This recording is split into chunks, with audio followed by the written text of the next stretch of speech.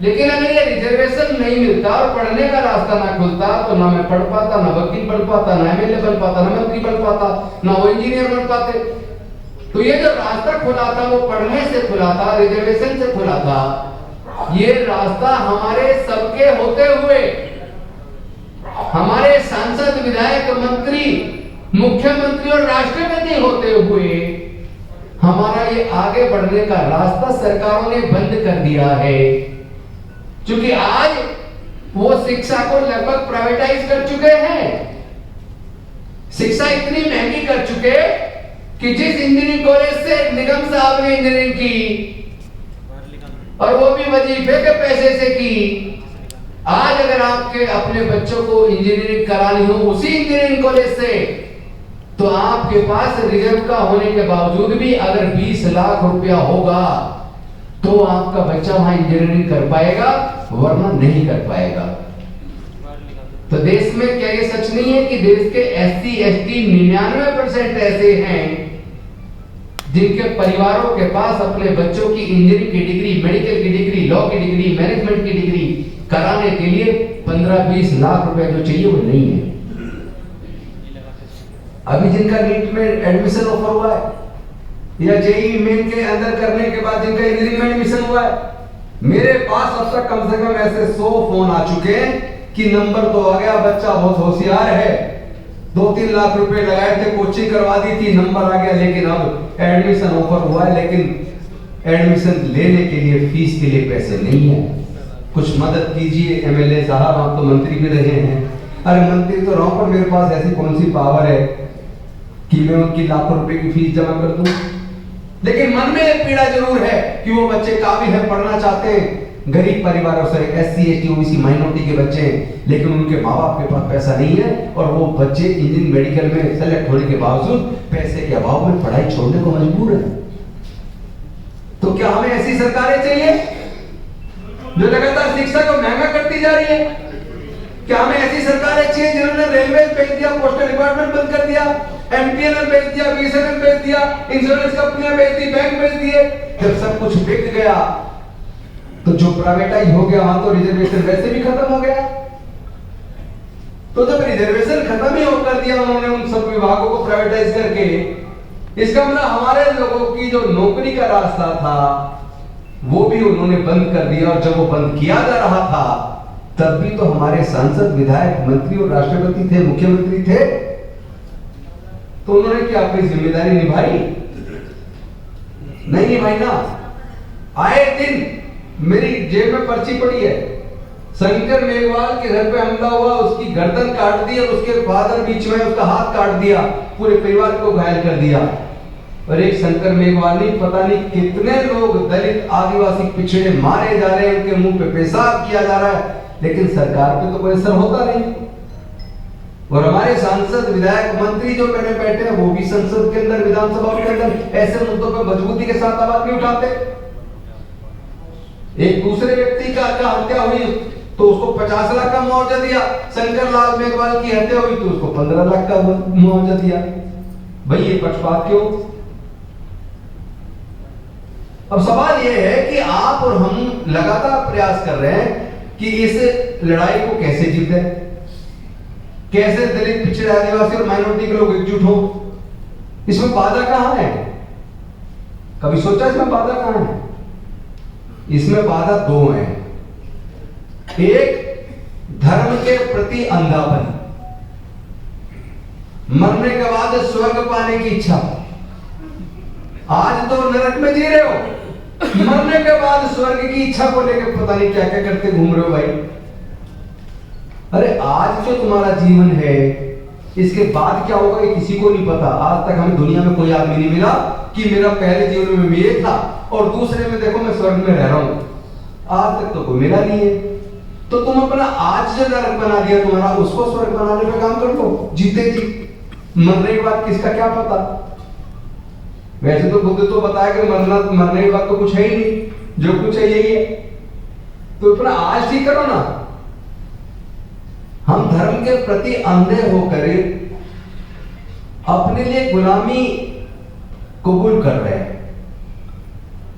और गुलामी तोड़ने का रास्ता डॉक्टर बाबा साहेब अम्बेडकर जी अंधविश्वास पाखंडवाद को दूर करने का रास्ता बता के, उसमें उसके बाद देखो बुद्ध से शुरुआत हुई। बुद्ध पहले साइंटिस्ट हैं और बुद्ध के बाद अनेकों आए, फिर संत कबीर, संत गुरु रविदास, गुरु नानक देव जी आए, ज्योतिबा फूले, साहूजी महाराज, पेरियार, ललित सिंह यादव, रामस्वरूप गुरुवार, जगदीश बाबू कुशवाहा। तो कितने हमारे महापुरुषों की लंबी फहरिस्त है जो लोग बार बार जगाते जगाते हमें चले गए, लेकिन हम अंधविश्वास पाखंडवाद को छोड़ने को तैयार नहीं है। एक फायदा बता दो, केवल एक, अंधविश्वास पाखंडवाद से ये फायदा है। नुकसान तो मैं हजार गिना दूंगा पर कोई एक फायदा नहीं गिना सकता। तो हम लोग दो कारणों से फेल हो रहे हैं। एक जाति की वजह से, अब जाति बनाने वाला जाति को जिंदा रखना चाहता है, और जो जाति की वजह से उत्पीड़ित परेशान है, चाहे वो शूद्र में ओबीसी में आता हो, चाहे वो अनुसूचित जाति या जनजाति में आता हो, लेकिन उसी जाति की वजह से, जिसके वजह से उसका उत्पीड़न हो रहा है, उसका प्रमोशन रुक रहा है, उसको सस्पेंड किया जा रहा है, उसको इंटरव्यू में कम नंबर दिए जा रहे हैं, ये सब जानते हुए कि ये मेरे साथ जाति की वजह से हो रहा है, फिर भी अपने अंदर जाति खत्म करने को तैयार नहीं है। ये वैसे अच्छा है ये वो दिया आप लोगों ने, ये जो जनरल कैटेगरी खत्म करके इसकी वजह नेशन बिल्डर्स कैटेगरी होनी चाहिए। 25% रिजर्वेशन इसमें इस नाम का कर दो, जो इंटरकास्ट मैरिज और इंटर रिलीजन मैरिज करेगा उसके लिए 25% रिजर्व सीट। बाकी तरीका अच्छा है, वैसे जाति पर सबसे बड़ी चोट करने का ये हो जाए तो बहुत अच्छी बात है। मैं समझता हूँ इसको भी आगे से रेगुलर इसको मुद्दा बनाया जाए, क्योंकि ये बहुत बड़ी बाधा है। और हम लोग कम से कम आपस में तो रोटी बेटी का रिश्ता करना शुरू करते हैं। हम आपस में कर रहे हैं क्या? जिसके कोई देख लो जितने यहाँ बैठे, जहां भी जाते तो लोग जब बच्चे की शादी करते हो तो डेट दिखवाते हो किसी ब्राह्मण से, और कहते हो भैया मेरी ये जाति, इस जाति में ढूंढ दो लड़का लड़की। तो हम छोड़ने को तो तैयार है ही नहीं। सुधार अपने घर से शुरू करो, फिर बाहर भी हो जाएगा। उनसे उम्मीद कर रहे जाति खत्म करने की जिनको जाति की वजह से फायदा है, और जिनको जाति की वजह से नुकसान है वो जाति खत्म करने को तैयार नहीं है। तो फिर समाधान क्या है भाई? फिर समाधान क्या है? समाधान तो तब होगा जब मन से जो बात बोल रहे हैं, जैसे हम आज यहां मन से बोल रहे हैं ना, जिस बात को बोल रहे हैं उसे अपने खुद के मन में आत्मसात तो कर रहे हैं, अपने आचरण में तो ले आए, वरना तो हम अपने महापुरुषों की मेहनत को भी बेकार कर रहे हैं। जो महापुरुष हमारे मार्गदर्शन देके गए उस मार्गदर्शन को मान तो नहीं रहे हम सब कह रहे हैं हम अपने बुजुर्गों को मानते हैं, अपने हम पेरियार जी को मानते हैं, बाबा साहेब को मानते हैं, फूले जी को मानते हैं, साहू महाराज को मानते हैं, पेरियार को मानते हैं। भैया जो मानते हैं तो उनकी बात को भी तो मान लो, क्योंकि जितना भी रिलीजियस एक्टिविटीज होती हैं, चढ़ावे का पैसा एक के पास और जहां से खरीदा जाता है उसका पैसा दूसरे के पास, दो को छोड़ दो तो तीसरे के हिस्से में कुछ नहीं आता सिवाय बर्बादी के।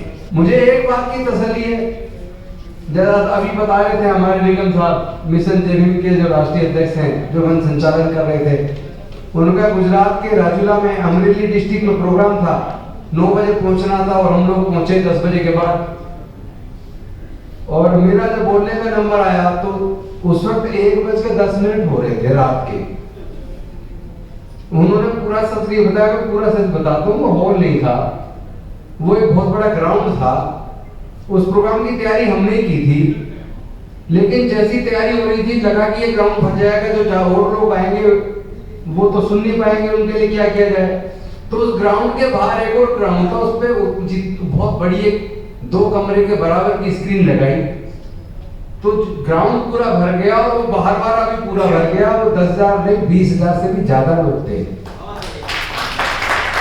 तो रात को 1:10 पे स्पीच शुरू हुई और 1:40 पे खत्म हुई। लेकिन मुझे खुशी इस बात की कि आधी रात को 20,000 से ज्यादा लोग और उसमें 10,000 से ज्यादा महिलाएं। ऐसा अद्भुत नजारा तो मैंने पहले कभी नहीं देखा।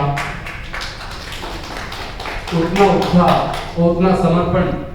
और आज के प्रोग्राम में मैं फिर एक खुशी के साथ शेयर करता हूँ, हमारी 2 बहनों ने यहाँ बैठी हुई, एक है अभी एक साइड चली गई, उन्होंने अपना वक्तव्य दिया और दो हमारे प्रोफेसर चले गए, उन्होंने अपना वक्तव्य दिया। लेकिन इन चारों की बात से मैं इस भरोसे पे तो पहुंच गया हूं कि अब ये कारवां रुकने वाला नहीं है। लोगों का डर, जो अंदर डर था बोलने का, वो धीरे धीरे कम हो रहा है। खत्म नहीं हुआ अभी, खत्म नहीं हुआ, लेकिन कम हो रहा है। कुछ लोग बोलने लगे हैं और हमारे सांसद, विधायक, मंत्री भी कुछ लोग बोलने लगे हैं। बोलने की शुरुआत हो गई है, सफलता जरूर मिलेगी। मारने की तैयारी करने की जरूरत नहीं है। और हमारे बोल रहे थे राहुल नागपाल उर्फ सागपाल, मारने पीटने की जरूरत नहीं। मारने पीटने वाला काम तो दंगाइयों का होता है।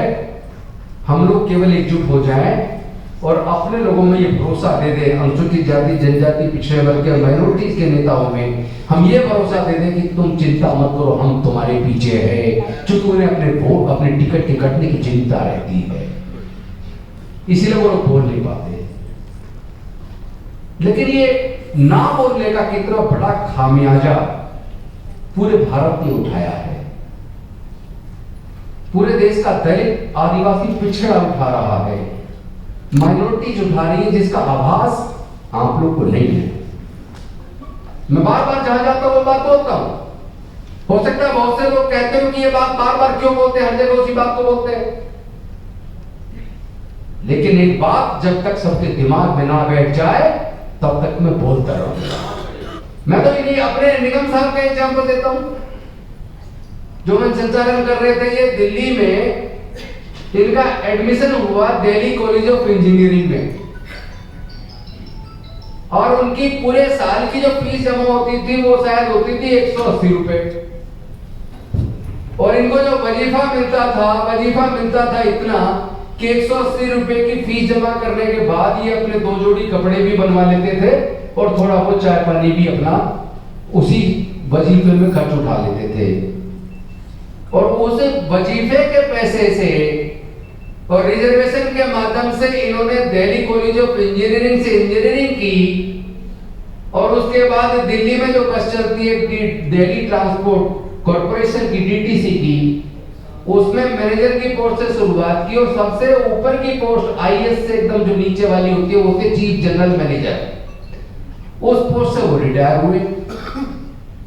किस वजह से इतना आगे तक पहुंच पाए? 2 कारण थे। पहला, जो मनुस्मृति के माध्यम से देश में, हमारे भारत में अनुसूचित जाति, जनजाति, पिछड़े वर्ग के लोग, जिसमें माइनॉरिटी के भी आते हैं, चूंकि जब माइनॉरिटी का नाम निशान नहीं था उस धर्म का, चाहे ईसाई हो या दूसरे धर्म हो, उनका नाम निशान में नहीं था तब मनुस्मृति का कानून लागू था देश में। चूंकि 14 अब से 550 साल पहले सिख धर्म बना, उससे पहले सिख जो माइनॉरिटी वो तो था ही नहीं। अब से 2000 वर्ष पूर्व ईसाई धर्म की स्थापना हुई, उससे पहले ईसाई धर्म तो था नहीं।